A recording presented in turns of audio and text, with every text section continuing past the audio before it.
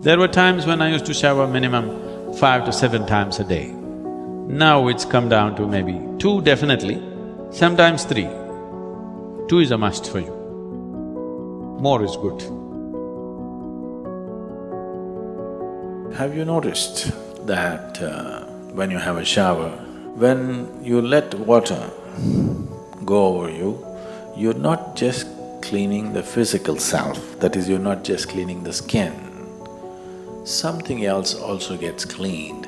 Let's say you're feeling very angry, agitated and all kinds of things happening within you, you just go have a shower and come out, you feel all the nonsense kind of washed off.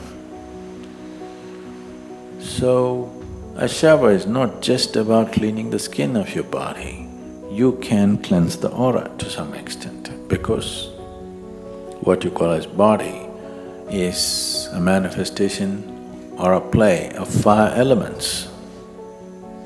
So you can give yourself a water bath.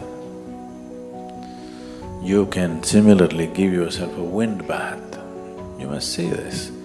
Suppose there's a gentle breeze flowing, you just went and stood like this. Suppose you wear thin clothes and simply stand like this. After some time you feel so clean and you want to feel like transparent and you want to fly away. Wind can do that. It should be just of the right velocity and feel and temperature and everything. If it's right, you will see wind just cleanses you. I'm not trying to teach you sanitation. What I'm saying is, if we want to do something with anything, first thing is we purify.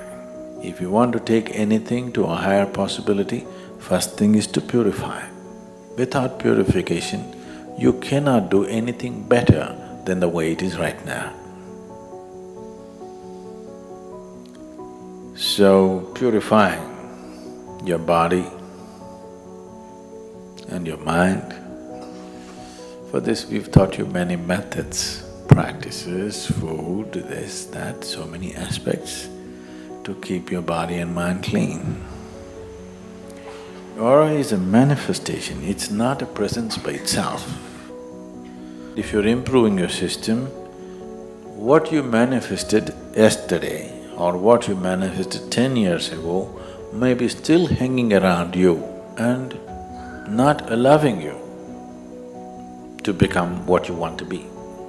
So, it's good to keep your body clean, it's good to keep your mind clean, it's good to keep everything that is you clean.